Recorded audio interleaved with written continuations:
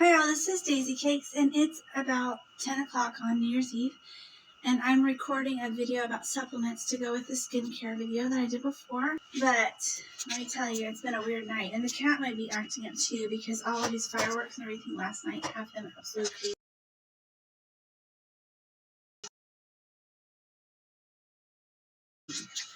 So let me tell you about supplements.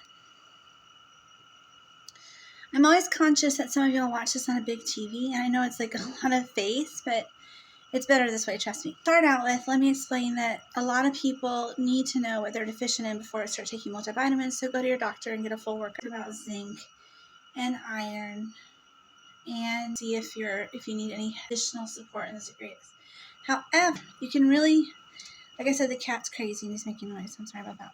But, just because of tonight. Try to get a good vitamin, and you will see the difference in about 6 weeks. Do give it a good 6 weeks. Make sure you get one that has, count how many pills are in there. You want one that has 90 pills in a bottle if you can. That'll help you for that long. Otherwise, you might give up after 30. That's not really fair to the pill, okay? I haven't noticed a placebo effect with Centrum. I haven't noticed a placebo effect with the Flintstone vitamins, which I used to take 2 of because the other ones were kind of hard on my stomach. I didn't used to drink milk because I would drink milk when I was drinking as a mixer. And so I stopped drinking it after that because it started burning my stomach. I had an ulcer and it was really painful. So I stopped for about 5 years. I went back to it and I really enjoyed milk, and then I had to stop drinking it again. But you can drink the high calcium orange juice if that works for you. And you can eat raw spinach or cooked spinach, and many green vegetables and some other things have vitamin C in them and calcium together. So you should look for that if you can. The vitamin D is also very important, but if you spend about an hour outside every day, you'll get your vitamin D. And I never really had to worry about that because I'm always outside. So not really a problem for me, that one. But it is really a good vitamin for you to have, especially if you live somewhere where it's cold outside or you live somewhere where it's very rainy. You might need to supplement that, and that might play a bigger part in your problems than you think, which is something I always like to say because it's so wonderful when you find something like that that's an easy fix, okay? Now, there's a few things I do that you might not do, or your mom might not do because I'm older, but it's okay. I'm not giving you any advice. I'm just kind of supporting you in finding your own regime that works for you. So if you're under 18, you might want to start out with a cold glass of milk or a high calcium orange juice in the morning. And then you want to give it about an hour. And then you want to take a glass of water and take a multivitamin that's designed for your age. It's a good habit to get into.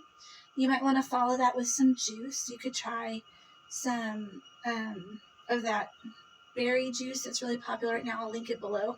Or you could try tomato juice is really, really good for you. Grapefruit juice is really good for you.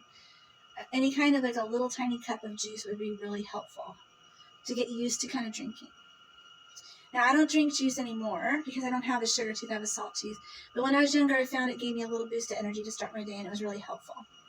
If you drink coffee, you could try drinking half a cup of coffee and half a cup of 2% milk. That's really good for you. Or you could drink that Carnation Instant Breakfast drink that's also really, really full of vitamins and minerals. And any of those things will kind of help you. There's a few cereals that are really good. Ever since like World War II or so, the cereals have been fortified to avoid beriberi, which is, or rickets, which is this disease of malnutrition which causes you to get really bad stomach cramps and have your growth affected and get your joints affected. So it's better to find one that works for you. But I like to eat cereal for dessert myself. So I like to eat cereal as a snack, dry, without anything on it. And I like to eat it as a dessert if I choose to have something sweet. I don't usually.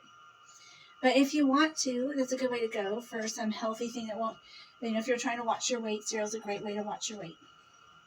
And if you do any of those things and use your math and kind of separate it out, if you start feeling kind of sick to your stomach after you take your vitamin, try out taking only half, maybe you don't need a whole one. Those are just some general guidelines if you want to take some supplements.